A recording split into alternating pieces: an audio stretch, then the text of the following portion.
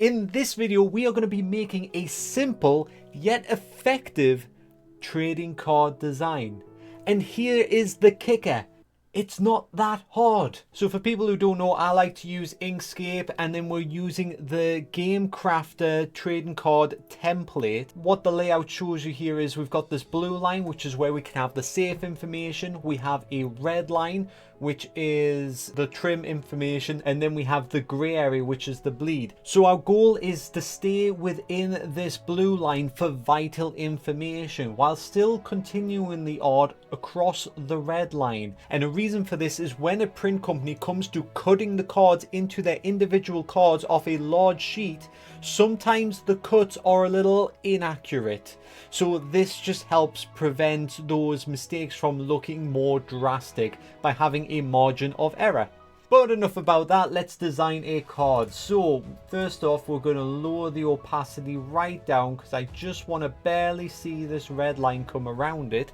So the first thing I'm going to do is switch over to my sketch layer, and I'm just going to get out this shape tool right here, and I'm just going to put a few shapes there and about for what kind of card design I actually want. So the first thing I would like is a box to represent the cost of the card, and then we're going to follow that up with a text box for the card's name. What we can also add is a second text box below it. Don't worry, it doesn't have to look pretty at this point, we're just sketching it out. So what I've done for the top layer is create a box to represent the cost of the card, a box to represent the name of the card, and a sub box below the name box to represent any like tribal archetype classes or just card types for the card. So if it's like a spell card or a tech card or a monster card or a human card, we can put that below it. It's nice to have those types of subcategories, though it does depend on the type of game that you're making. So this is the big issue with a lot of card designs.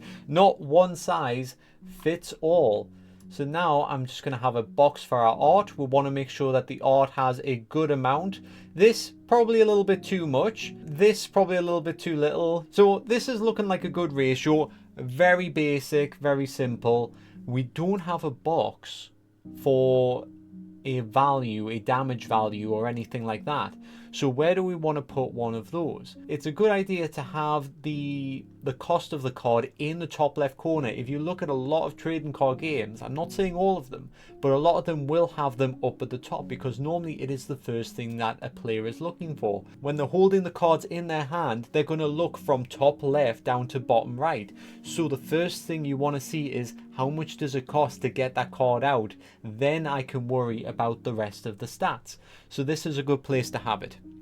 A lot of people seem to do like a nice stat in the middle like this, so we could do that, or we could go bottom right to make sure it's completely opposite to this, or we can just put it in the text itself. We can have it bottom middle, or it could have multiple stats. That is always a factor as well. So let's just keep it nice and symmetrical. So I'm going to bring up the align tool here, and I'm just going to align it with the page so it's right in the middle there. Now we start to incorporate a little bit of overlap. We like a bit of overlap here.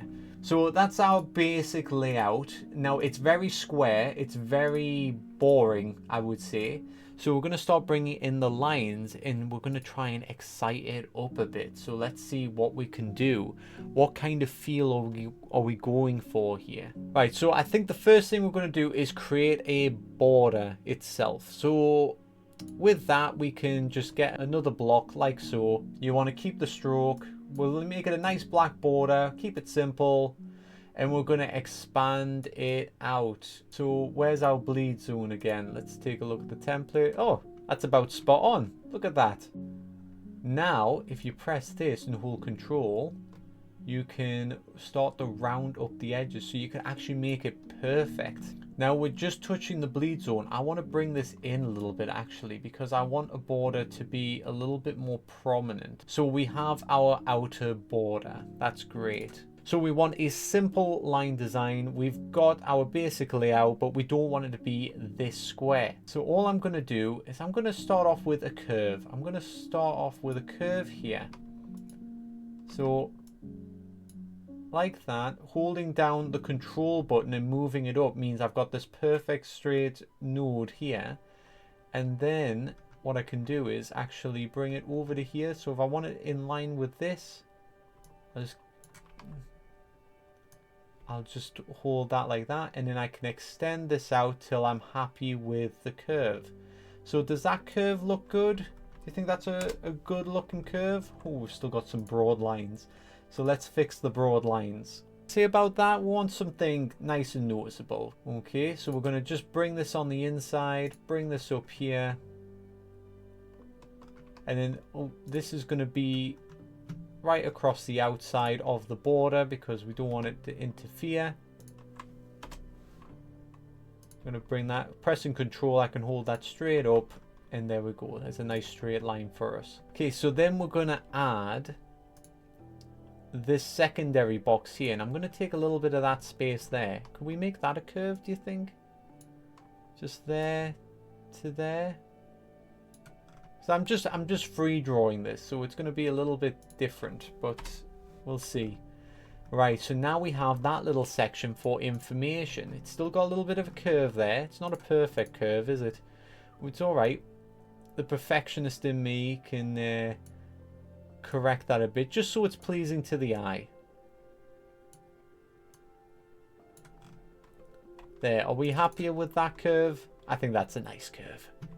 We can bring this in line with this if we want. Like so. Is that... Oh, no. It's still a little bit out. That's okay. We'll get there. There we go. That's nice. We can always just use these shape tools if we want to go simple square. We could also choose... Oh, it's because I've got the round edges, so it's not looking very square. We could also choose to go like a diamond shape. This is a good way to break things up a little bit.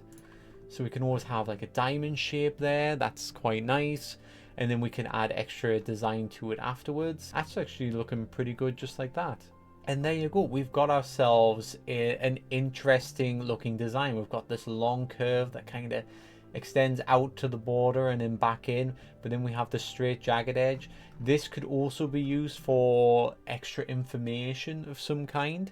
If there's anything that you've got in mind. Simple yet effective design. It's all the same basic square boxes that we had before, but now we've just got a little bit of character to it. Now what we want to do now that we have our lines is I'm just going to add a couple of nodes here and here,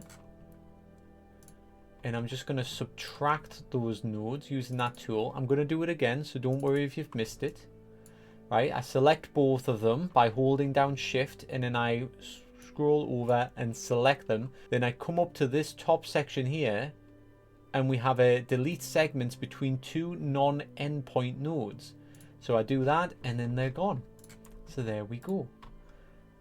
So now we've got that nice clean look there. This one we need to extend a little bit further. Remember, always holding down control because it keeps the line straight. Otherwise, I start moving things, it starts going a little bit like this. So we need a background color to fill in these spaces that we've left here, and all around this area. So let's see. So we're going to move over to our color layer now. I have the lines. There's a method to this. It's similar to how I actually do my drawings. So I'm just going to draw a box there. I'm going to get rid of the stroke and just add the fill. Now everything's black. Great. Let me just get rid of the sketch. We don't need that anymore. Now we're in the dark. We can't see a thing. But if I start adding a little bit of a different color to it, we can start to see everything still there. It's still fine. At this point, we definitely don't need the template anymore. We can get rid of this. We're starting to see the card come together. We'll just go with this gray. It's a nice neutral color for now. And then everything else, we're going to color in something different. Now, if you make this with boxes, you can just use the box color already. But I like my colors to be on a separate layer. And it's a really good way of future-proofing things. So I'm just going to add just a different color for now so we know that it's different from the gray. Try to limit how many nodes you use, though. If you're going for a design like this, nodes, you're probably not going to use an excess amount that's going to slow down your computer. But just try not to, when you're going along a straight line, just do this for no reason, when you can just do one line, maybe a curve, another line, curve, all the way up here. We didn't have to press any of the nodes down this bit because more nodes takes up more memory. There's also another thing. Some people like to put extra information in. Actually, that could be a good bit for this bit.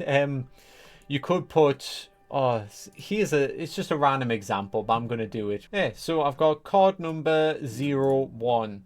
And something fun you could do is just put it just there. Well, a lot of people will put them across the bottom. If you've got that kind of excess space from those type of designs, why not have it like that? You know, that's something a little bit different, a little bit unique. Some players might like it. And you can also add rarity to here as well. So we can get another font there, put it there, and type R for rare or C for common. So we'll make it a common card. Let's enlarge that, right? So there you go. You've got a common card, there's its card number. It's a little bit different, but it's up to you where you want to put it. I think we should leave that there. Now, you might be asking why we've colored in the art box itself. Well, because we've got that outline, we can actually have that selected like so. Hold down Shift, select that back layer there. Now we're going to go to Path and then hit Difference. It is now transparent, which means if we start using this card design, we can put any art we want underneath it. But I still think this card design is looking a little bit too plain for my liking. It's simple, it works, it's still a bit plain. So let's add a little bit more to it. Let's step things up. So I think the first thing we want to do is find a good color scheme. Now, a lot of like neutral colors tend to go like that kind of like papyrusy color, don't they? They like to go with their yellows and things like that. I'm thinking, let's get that neutral color to be an element color instead. So we're going to bring in like a nice green, which actually complements that yellow. Oh, okay. So let's see if we can copy this, and of course these two, like so. Okay. That's coming together a bit more like a card. Now, when I look at this, I can assume that it's damaged, but do I know for sure? Let's do a fun little doodle just to represent attack damage. So we're going to draw a sword design. Something nice and simple. Once again, I'm not trying to get anybody outside of their comfort zone too much.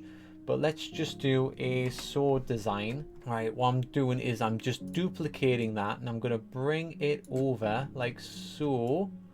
Let's line that up like that. How does that look? There you go. So what I've done is merge them two together just by selecting this, the join selected nodes. I selected the top two, clicked the join nodes, and now it is one blade shape. All right, so now we need the hilt design. So the hilt, very simple. We can just do a nice little design like this.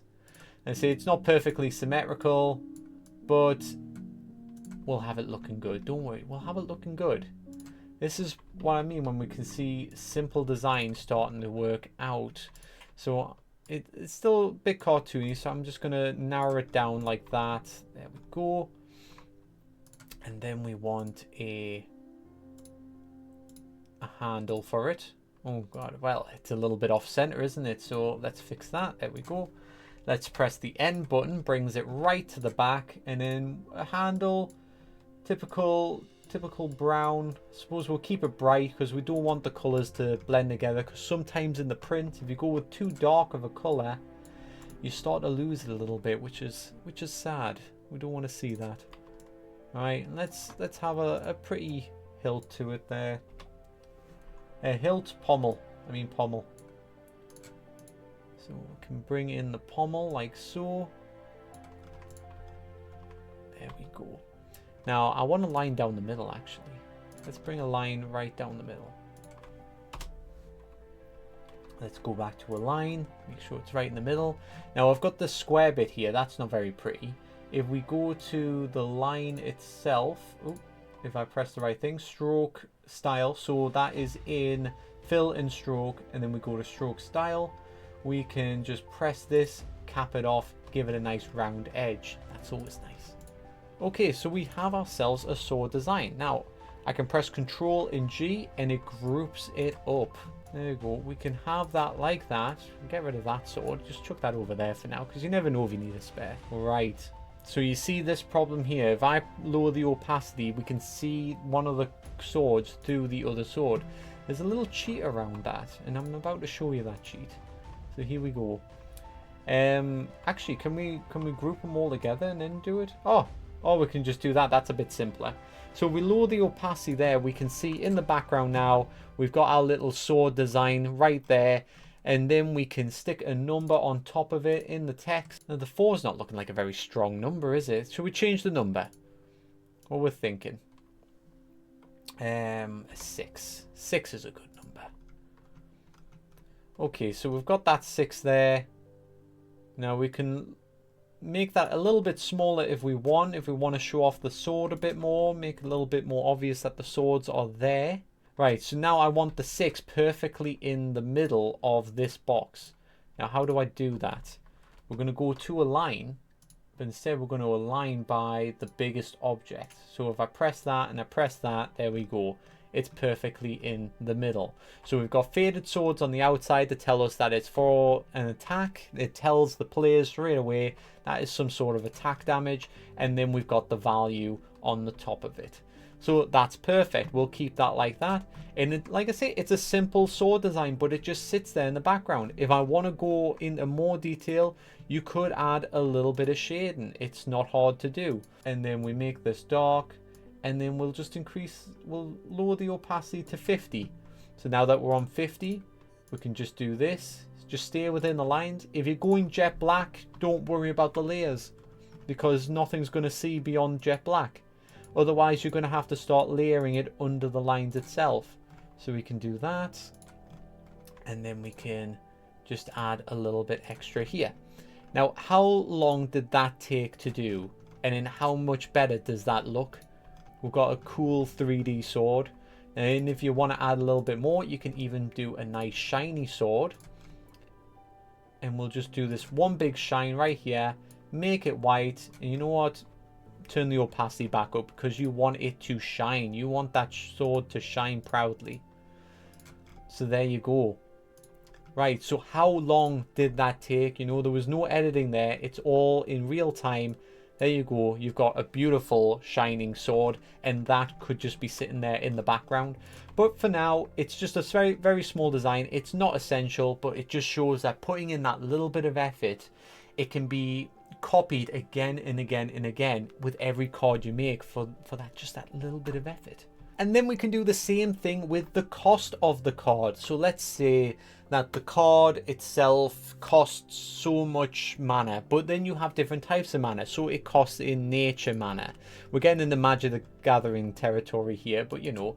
So let's just do a nice silhouette of a tree. And this isn't necessary. You could just put in the value of the card itself and you would be done. But let's just say that you want a nice silhouette of a tree. And this is something. Now here's another trick. If you want the tree to look a little bit more 3D as well, you can duplicate the tree. Okay, so you press Control D. Now there's 2 trees right there. Now let's say I got this and I wanted to just cut this much away from it. So I don't want this bit. So I've got that bit selected. I hold shift, I select the other bit, go to path, go to difference. Well, it's just the same tree, right? Wrong. Let's change the tone. Oh, it is the same tree. Oh no, it's underneath for some reason. Haha. Okay. I don't know how it selected that one instead of the other one, but there we go. So there we go. We've got a little bit of shadow. Now, looking from a distance, it's looking a little bit better. You're getting up close. It's not too pretty. It's not too pretty. And then if you want to, you can go and do it again. So you can duplicate this. And now we want to do the highlights. So let's just put the highlights in this top corner. There we go. Which means I want the rest of this to be cut. So everything in this block here gets cut. I select that. Path, difference. Now, let's highlight that a little bit. Sometimes you can desaturate it as well. And I say, it doesn't look like much, but once we group it up, lower the opacity, and put it just in the background of here. suddenly a simple little design starts to look quite nice. And how long did that take to do? There we go. There's our tree design. There, I'm looking at a card. I can see that's a tree. It's one color. It's 3 tones. Nice and simple. I can tell what that is. So let's go and duplicate this number. We're going to go and put this in the middle as well. Like that, using our line tool from earlier. So relative to biggest object, that number goes right in the middle. You can have those 2 numbers be the same size because you've duplicated it. You know that's exact. Or if you're feeling a bit more prominent, you can expand it like that. But let's keep them the same for now. Let's change the number, so we'll change things up. So say it's a 3. So you get a 3 for a 6 attack. That's pretty good. You know, you're getting double the attack for how much energy you have to spend on the card. So we've got our tree energy, we've got our attack things, so we've got some extra symbols about. Now all we have to do is really go back to text, and we'll just add a solid text box here, and we can just put in tree spirit, which you can clearly see, but let's expand it in case your eyes aren't that good. There we go. Tree spirit, there we are. Do we give it a little outline? I said a little outline. That's not a little outline. Damage increase. Oh, +2. Oh, wow. I mean, that totally makes sense, but you know what I mean. It's just is what it is. So that's looking nice. Another little trick, if you want to add a little bit more flair to your cards, you can duplicate everything that's there, group it up, and we're going to make it go all black. And then all we want to do is hit the arrow key a few times. Oh, too many times. Hold on. 1, 2, 3, 4. So 2 down, 2 to the right, and then we're going to hit the end button so that goes right to the back. There we go. Got ourselves a funky little shadow there. And if you want to do even a little bit more, you can blur it up if you like, just to draw the focus away from it. Now it's really standing out. We've got ourselves a cool little card here. So we've got Tree Spirit, we've got Forest Guardian, we've got Forest Fury, and then we've got the effect itself. And look, we haven't even done any textures to this card art, and I think we've got ourselves a funky little design here. We've went with simple black borders. We've went with a simple font. We've got our extra information here. That wasn't planned, but I quite like that that's came out. So we know it's common. We've got the card number. We've got the effect. We've got the damage it deals. We've got the cost of the card. We've got symbols which represent its element as well. We've got its card type here just underneath. That's very intuitive because you're looking, you know this is the name of the card, you know what this is the type of card it is, and you know what kind of cost it is. All the basic information is up at the top, and then you've got the battle information all grouped together as well. I tell you what, I know what I'm going to do. I'm even going to put one of my new battle shard creatures as a background for this. So give me a moment. So this is the first look at one of my new battle shard creatures. So be nice when you see it. There we go. You can't see its face. So I'm just going to shrink him down and pop him in the picture just to go with everything there. There we go. I mean, he's got beautiful feet, but I'm kind of blocking them out. Should I bring him down a little bit more? There we go. Now, one more thing we could add to this is something I've talked about recently, is a divider. So say if you have 2 effects, which is something I'm kind of planning with Battle Shard, but I'll get into that another time. So we need to go back to lines now. Is just adding a divider.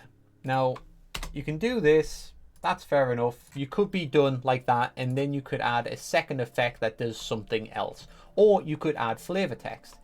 But what I've seen is when people start doing little fancy designs. So I wanna add like a little fancy design. And once again, I want to show you that it doesn't have to be that hard of a design to do. I'm going to put that right in the center of there, like so. Now I want to duplicate it. I can just go 1, 2, 3, 4, 5, 6, 7, 8, 9, 10, 11, 12. Duplicate again, and then go the other way. 1, 2, 3, 4, 5, 6, 7, 8, 9, 10, 11, 12. And there we go. We've got ourselves a little bit of flair to it. Now, do we want to put a design at the end of the card as well, because we could go with something maybe a bit curvy, like a fleur-de-lis almost. Right, so one that side, duplicate again, bring it over here, give it a flip. Obviously you're going to spend a little bit more time to do some proper aligning, make sure that it's all nice, but that didn't take very long either. And look what we've got. This is looking nice, you know. Now we've got ourselves a divider. It's got a little bit of character to it, and that is what I'm trying to bring out today. I mean, even with these broad black lines, you could add a little bit of character to the lines. So here's another example. You could bring in something like this and then just duplicate it and bring it to the other side. Now, people might ask, what the hell's that? But it's almost like it's like a badge now or anything.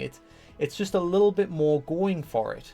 Even with the plant one. So if you see we're doing forest areas, you can go into like the vines of it all, couldn't you? So you can just start adding things like this to start creating a little bit more of character for the cards. Now, they don't take that long to make, do they?